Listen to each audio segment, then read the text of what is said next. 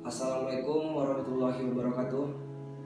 Pada siang ini saya akan membahas mengenai penyusunan protokol utama dalam rangka penanganan kasus penyebaran virus corona atau COVID-19.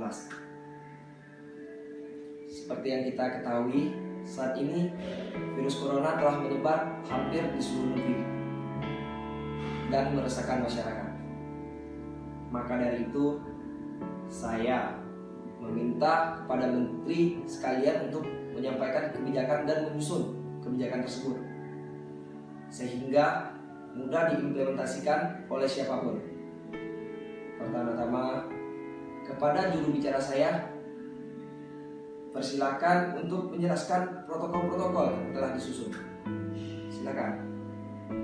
Baik, saya akan menjelaskan protokol yang saya terbitkan terkait penanganan kasus penyebaran COVID-19. Protokol-protokol yang diterbitkan adalah protokol kesehatan, protokol komunikasi, protokol pengawasan perbatasan, protokol area pendidikan, protokol area publik dan transportasi.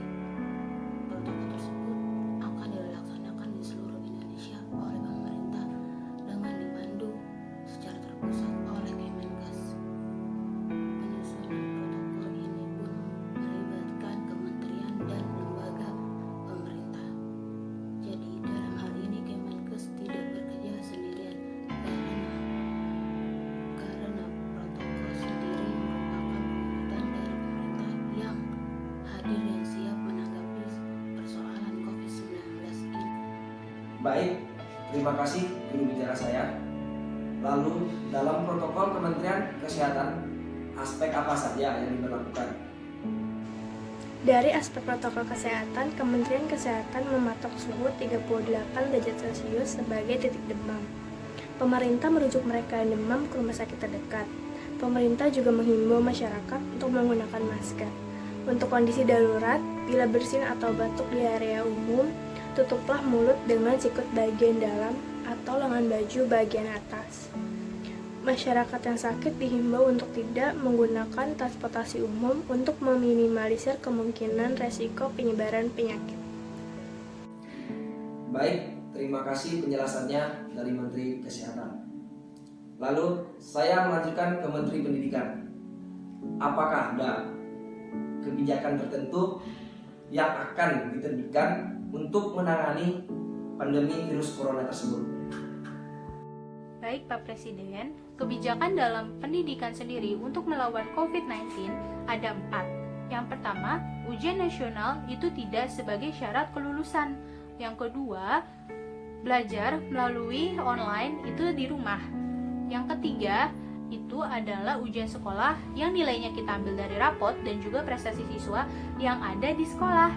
Yang keempat, penerimaan peserta didik baru atau PPDB tahun 2020 itu dilakukan secara online dan juga sistem zonasi. Saya rasa ini dapat membantu pemerintah dalam melawan COVID-19 ini. Terima kasih atas penjelasannya. Saya pun merasa itu adalah kebijakan yang tepat untuk situasi saat ini. Lalu, kepada Menteri Sosial, saya persilakan untuk menjelaskan kebijakan yang Anda buat. Kebijakan yang akan kami ambil ialah bantuan sosial, di mana di dalamnya terdapat program Keluarga Harapan dan juga program Sembako. Program ini sudah ada sejak lama, namun kami akan menambah anggarannya serta mengoptimalkannya, dan juga kami akan bergerak cepat dan memaksimalkan program ini agar dapat membantu masyarakat untuk memenuhi kebutuhan hidupnya. Untuk kebijakan lain akan kami sampaikan di lain waktu. Baik, 5 protokol yang diluncurkan ini sifatnya hanya untuk memperkuat protokol yang sudah ada. Protokol-protokol ini dibuat agar bisa dengan mudah diterima oleh masyarakat. Lalu, dalam bidang pembangunan infrastruktur bagaimana? Mengenai pembangunan infrastruktur di beberapa daerah yang menjadi tanggung jawab Kementerian Pekerjaan Umum dan Perumahan Rakyat di masa pandemi COVID-19 ini, Kementerian Pekerjaan Umum dan Perumahan Rakyat mengeluarkan kebijakan bahwa pembangunan infrastruktur di beberapa daerah akan diberhentikan terlebih dahulu. Mengingat perlunya dana yang cukup besar untuk menangani COVID-19 ini. dengan harapan pemberhentian pembangunan infrastruktur ini akan berdampak pada dana yang sudah menjadi anggaran.